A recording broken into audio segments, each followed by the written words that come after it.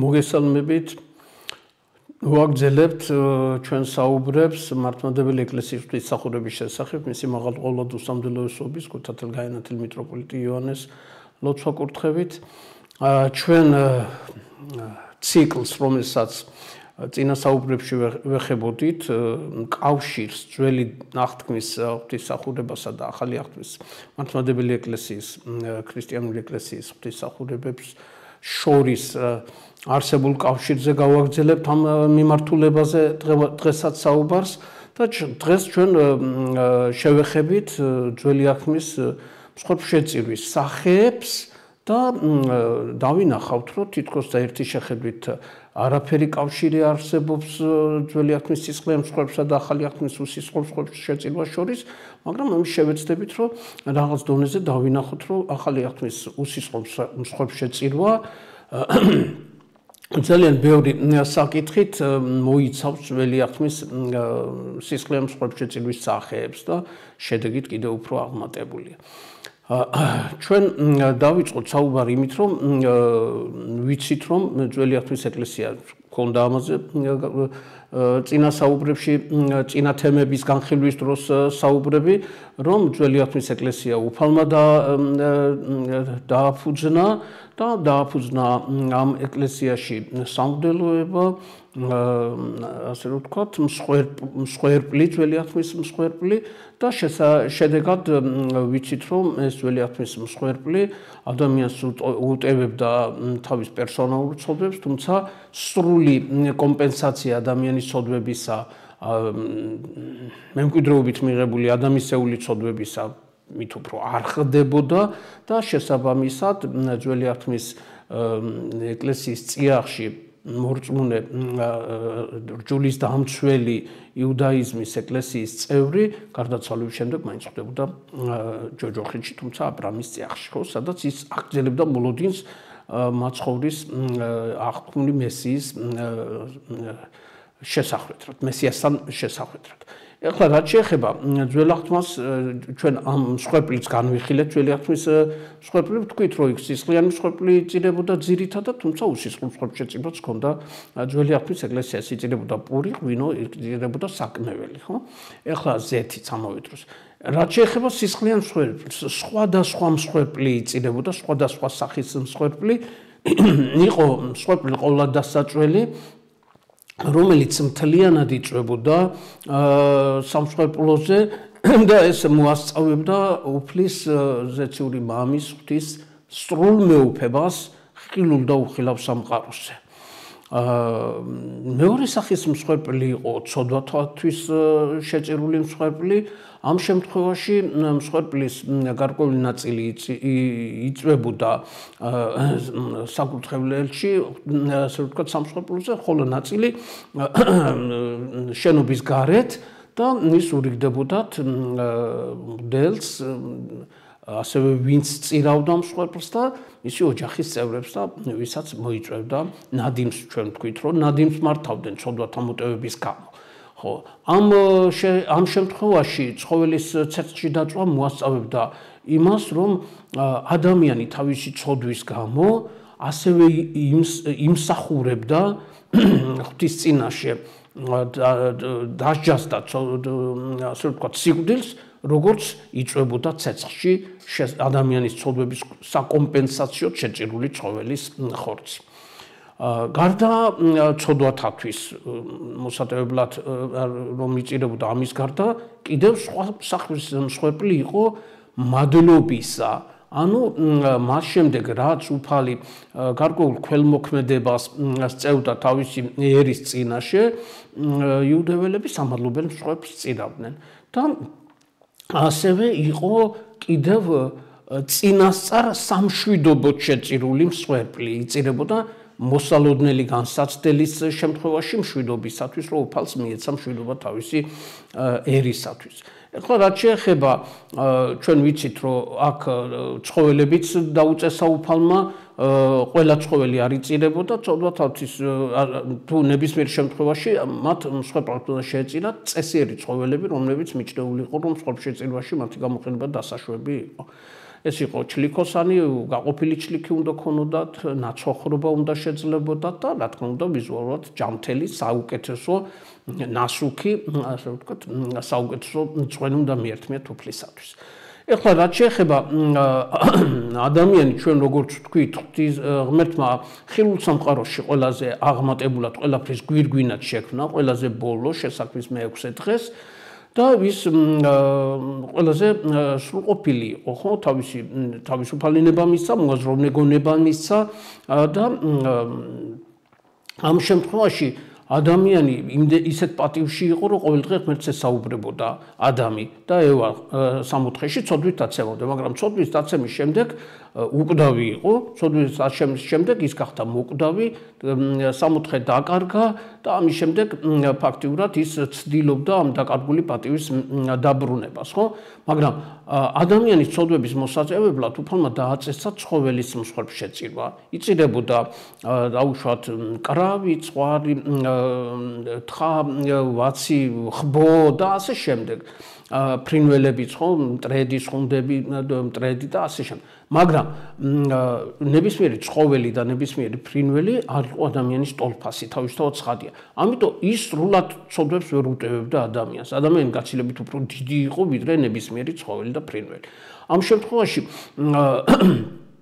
უფალმა რათა სრულად გამოესყიდა კაცობრიობის ცოდვები, ჩვენ ვიცით, რომ თავად მიიღო ადამიანის სახე, მეორე ჰიპოსტასი იშვა ყოვლადწმიდა ღვთისმშობლის მარიამის წიაღიდან და განკაცდა, ადამიანის სახე მიიღო და ამ ადამიანური ბუნებით ის ადამიანური ხორცით გაეკრა თავისინებით ჯვარზე და გამოისყიდა მთელი კაცობრიობის ცოდვები. ანუ უფრო უდიდესი გაცილებით უდიდესი მსხვერპლი შეწირა უფალმა თავისი ხორციელი სიცოცხლე და ამით შეარიგა ცოდვილი ადამიანი ღმერთს. მაგრამ ეს მსხვერპლი შეწირვა მოხდა მხოლოდ ერთხელ, ხო? ჯვარზე გაეკრა ადამიანური სახით მაცხოვარი ერთხელ. მაგრამ უფალი ხო მარადიულია და უსაბამოა და უსასრულოა და ჩვენ ვიცით, რომ ის იყო მოდელი, პირველი მოდელიც და პირველი მოდელმთავარიც თავისთავად ცხადია. ახალი აღთქმის ეკლესიაში მან აირჩია მოციქულებს მისცა შეკვრა გახსნის უფლება და მოციქულები უკვე მის შემდეგ უწყვეტად მართლმადიდებელი ეკლესიაში უწყვეტად ხელდასმის მადლით გადადის ეს შეკვრა გახსნის უფლება უმსილება მოციქულებიდან მღვდელმთავრებს და მღვდელმთავრები აკურთხებენ შემდეგ მღვდლებს და მღვდლებზე გადადის და ასე გაგრძელდება ვიდრე უფლის მეორედ მოსვლამდე. ხო, ამ ხილულ სამყაროში და ჩვენს მიწიერ ეკლესიაში. ეხლა რაც შეეხება ამ თვალსაზრისით მუდმივად, რადგან უფალი დროში შეზღუდული არ არის და დაუსაბამოა და უსასრულოა და თუ კი ის ვამბობთ, რომ იყო პირველი მღვდელიც და მღვდელმთავარიც, მან მუდმივად უნდა შეწიროს მსხვერპლი. მუდმივად ჯვარზე ვერ გაეკურებოდა, ერთხელ გაეკრა ადამიანური ბუნებით, ამიტომ მუდმივის სახის მსხვერპლ შეწირვისთვის მან დაგვიწესა ჩვენ უსისხლო მსხვერპლ შეწირვა პური დაღვინო, რომელიც ღვთისწმიდა ტრაპეზზე იწირება სულიწმიდის მოწვევის შემდეგ, სულიწმიდის მადლით ხდება მისი შეწირვა ქრისტეს ხორცად და სისხლად. და რასაც ვეზიარებთ ჩვენ და ამით უღებულობთ მარადიულ სიცოცხლეს, უკვდავებას, ხო?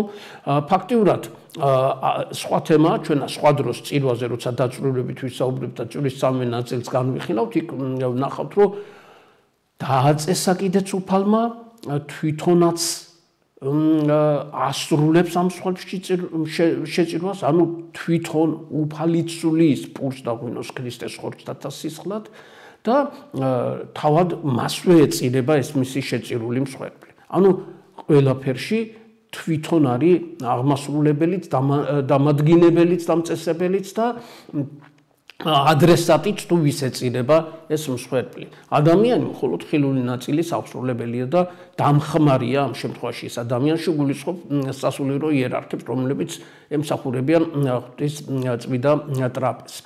ეხლა რაც შეეხება ახალი აღთქმის უსისხლო მსხვერპლი, სრულყოფილი მსხვერპლია, რომელიც თურმე ერთი შეხედვით შეიძლება თლად პირდაპირ გაგებით სისხლიან მსხვერპლთან ვერ ვაიგივებთ და ვერ ტოლობის ნიშანს ვერ ვსვამთ, მაგრამ ტოლობის ნიშანზე უფრო აღმატებულია თურმე რომ თქვათ ახლა ჩვენ რაც ჩამოუთვალეთ ძველი ათმის მსხვერპლის შეწირვის სახეები ახალი ათმის უსისხლო მსხვერპლი თურმე ყველა იმ სახეს მოიცავს თავის თავში და ყველაზე აღმატებულია თავისი შედეგით თავისთავად ცხადია.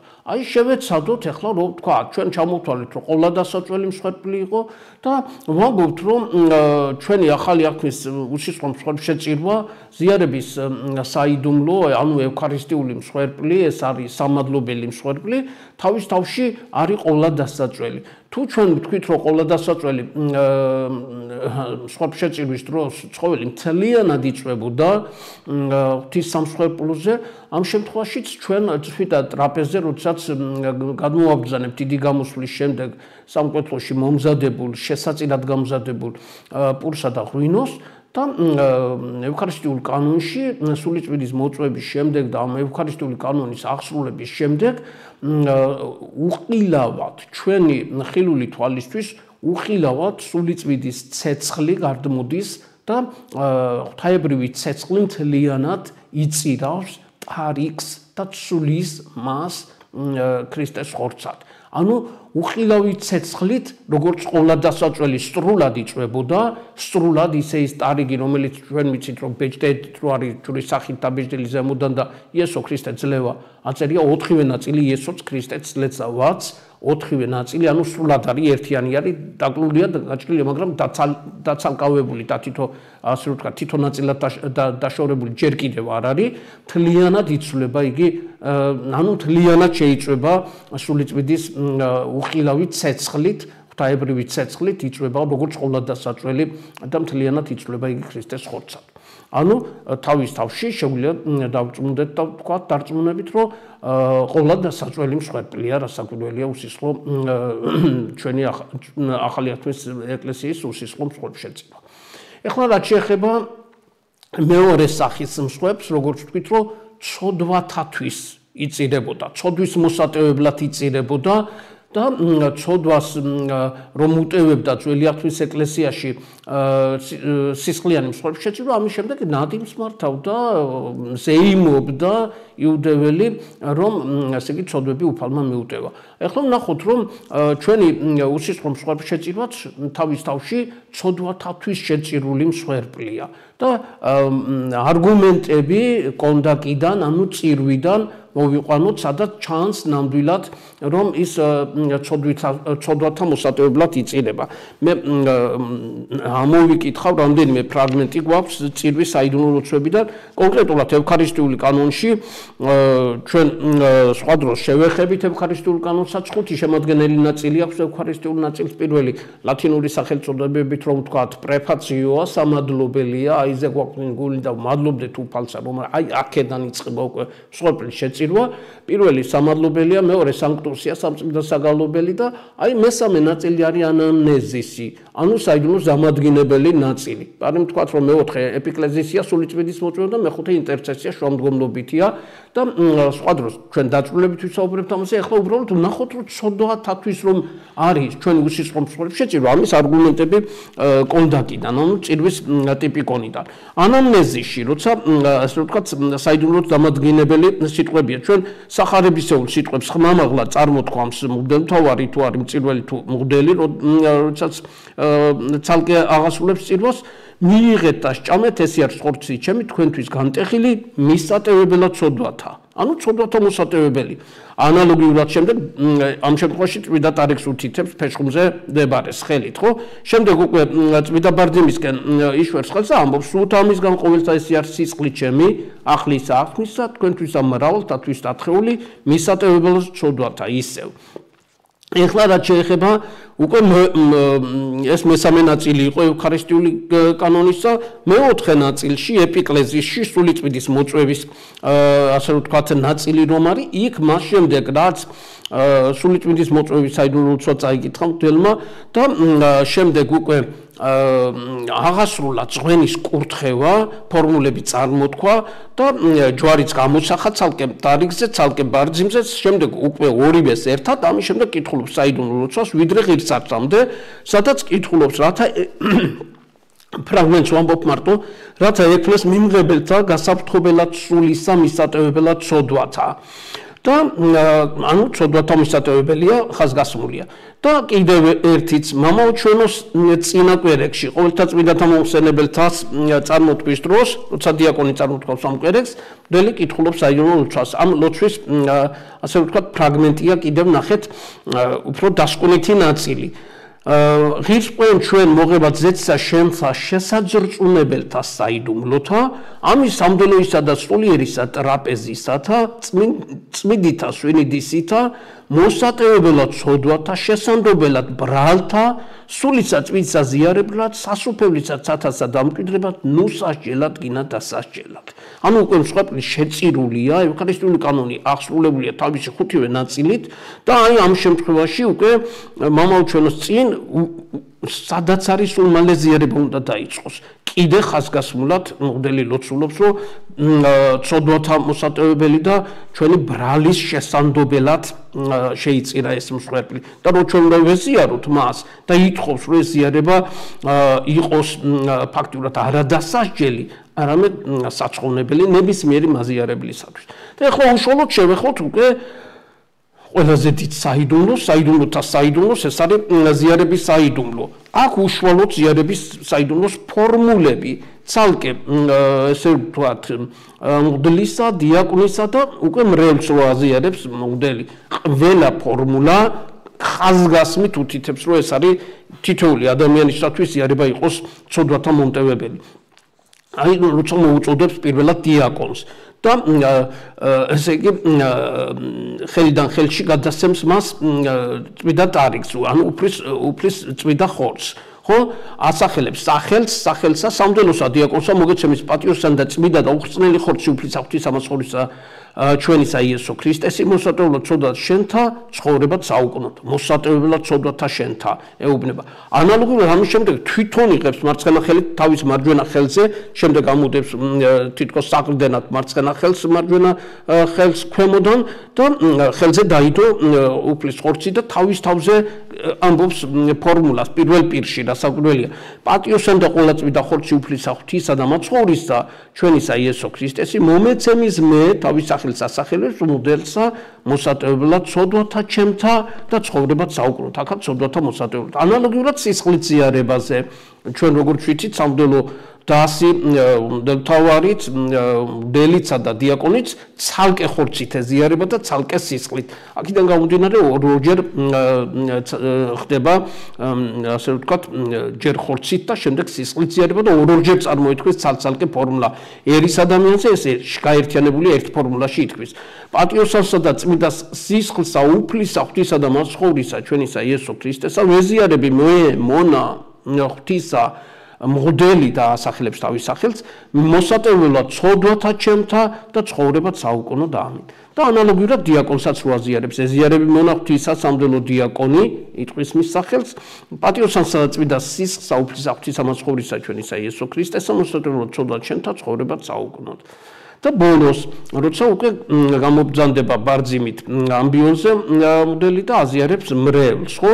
7 წლამდე ბავშვები მხოლოდ სისხლით ეზიარებიან და იქ ცოდვათა მოტევება საერთოდ არ არის ნახსენები, იმიტომ რომ ჩვენი წმინდა ეკლესია 7 წლამდე ბავშვს ცოდვას არ უთვლის და უცოდველად ითვლება 7 წლამდე ბავშვი და 7 წლამდე ბავშვი, რა თქმა უნდა, აღსარებასაც არ აბარებს და შესაბამისად მის ზიარების ფორმულაში არ ფიგურირებს ცოდვათა მოტევება, მაგრამ აი 7 წლის ზემოთ ნებისმიერი ასაკის ადამიანის სქესის მიუხედავად მამაკაცი იქნება, ქალბატონი იქნება, ეზიარება უკვე კოვზით ორივე სახეობას, ხორცსაც, უფლის უკდავ ხორცსაც და სისხლსაც და ამ შემთხვევაში ფორმულაში გაერთიანებული თან აუცილებლად ცოდვათა მოსატევებლად ითქმება.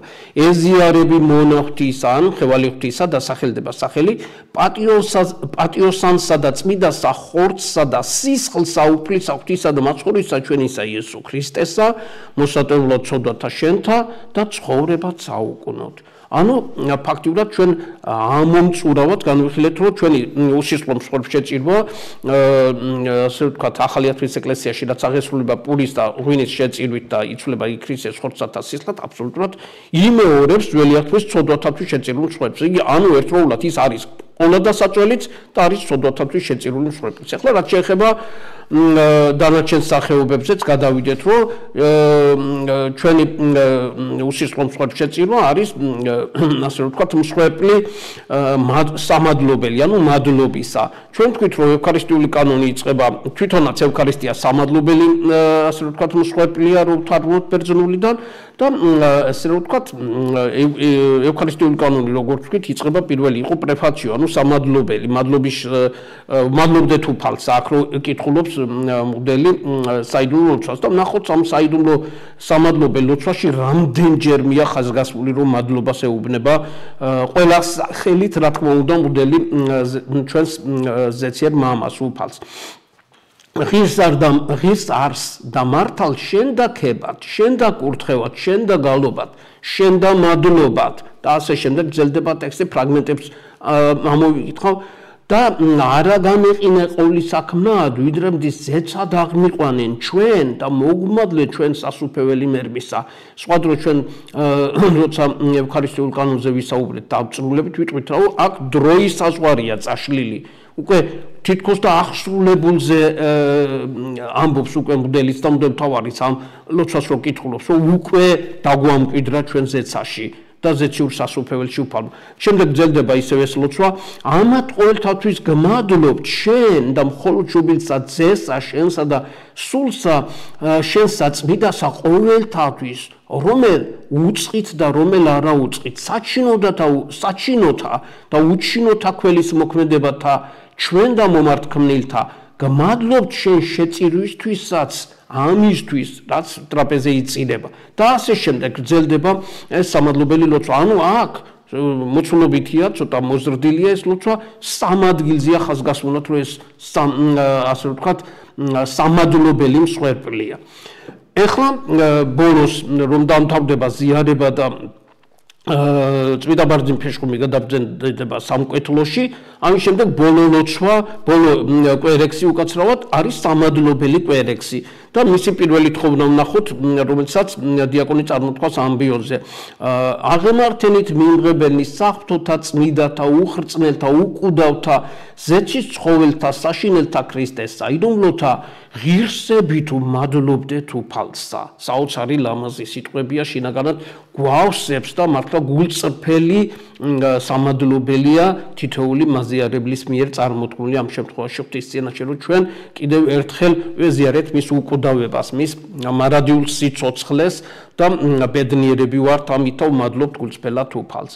და ბოლოს კიდევ ამბიონის ლოცვა, რომელიც ამის შემდეგ წარმოითქება, ეს არის წირვაში ერთადერთი ლოცვა, რომელსაც ხმამაღლა კითხულობს მოდელი, ყველა დანარჩენი ლოცვა წირვაში აბსოლუტურად საიდუმლო ჩუმად იკითხება, რომელსაც გარეთ მყოფი შვატაძარში მყოფი ხალხი ვერ ისმენს და ნახეთ ამბიონის ლოცვაშიც ასევე ეს მადლობა ხაზგასმულია. რომელი აკურთხეველთა შენთა უფალო ასე იწყება და აი ბოლოდ დასკვნით ნაწილზე რო გადავიდეთ და შენ და დიდებასა და მადლობასა და თაყვანისცემას აღვავლენთ მამისა და ძისა და წმინდისა სულისა აც და მარადით უკუნთიკუნისამდე. ანუ მარადიულად შენი მადლობელი ვართ. საოცრად კარგად მთავრდება საოცარი ლამაზი ტექსტია ამ ამბიონის სამადლობელ ლოცვაში. და ბოლოს წირვა მთავრდება და ნებისმიერი მსახურება დღევანდელი ციკლი თლიანად მთავრდება ჩვენთან ჩვენ წმინდა ეკლესიაში 33 ულამაზესი სამადლობელი ფსალმუნით ვაკურთხო უფალი ყოველსა ჟამსა. ამრიგად ჩვენ ამოვწურეთ, შეიძლება ვთქვათ, რომ ესე ვთქვათ, რომ შევაჯამოთ, ესე იგი ყოლადასაწველი არის ჩვენი უსისხლო მსხვერპლი შეწირვა, არის იგი ცოდვათათვის შეწირული და არის მადლობის თქმა ყველაფრისათვის დაწყებული სიცოცხლე და რაც კი მოგწვა ღმერთმა. და ბოლო დასკვნითი ნაწილი დაგვრჩა და ვთქვათ, რომ ეს არის ასევე პერსპექტივაში აწირო მშვიდობისათვის შეწირული, აწირო მშვიდობა მოგწეს ღმერთმა ამისთვისაც შეწირული მსხვერპლი. ანუ იქ ხო ვთქვით, ძველი აღთქმის ეკლესიაში სამშვიდობოთაც იწირებოდა ცხოველი, ხო?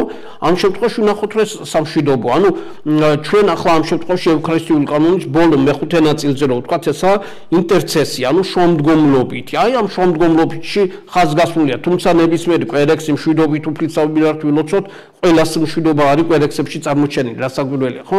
და ნახოთ ახლა მაგალითად იონე ოქროპირის წირვაში, აი ინტერცესიაში ვამბობთ, საიდუმლო ლოცვაში. ღირსარსის შემდგომ რასაც კითხულობს მოდელი, როცა გუნდი იგალობებს ღირსარს. მიეც მათ უფალო ფრაგმენტს ვკითხულობ, მიეც მათ უფალო მშვიდობით მოქალაქობაი, რათა ჩვენ სამყუდროება საშინა მაცა დაწყნარებული და მყუდრო ცხოვრება გვაქონდეს ყოვლითა კეთილ მასახურებითა და პატიოსნებითა. და წმინდა ბასილი დიდის წირვაში ანალოგიური ფრაგმენტია ინტერცესიასი, ანუ შუამდგომლობითი ლოცვისა. აქ უდიდესია, უბრალოდ პატარა ფრაგმენტს ამოვიკითხავთ, მხოლოდ თორე უამრავი ასეთი მაგალითის მოტანა შეიძლება. ნახეთ, მერმეცა მევედვებით მოიხსენე უფალო შენი წმინდა კათოლიკე და სამოციქულო ეკლესია კიდითგან ვიდრე კიდემდე სოფლისად. დამშვიდე იგი, რომელიც შეკრიბე პატიოსნითა სიცხლითა ქრისტე შენისდათა და წმინდა წარძარი ესე დაამტკიცე ვიდრე აღსასრულამდე საუკუნოსა.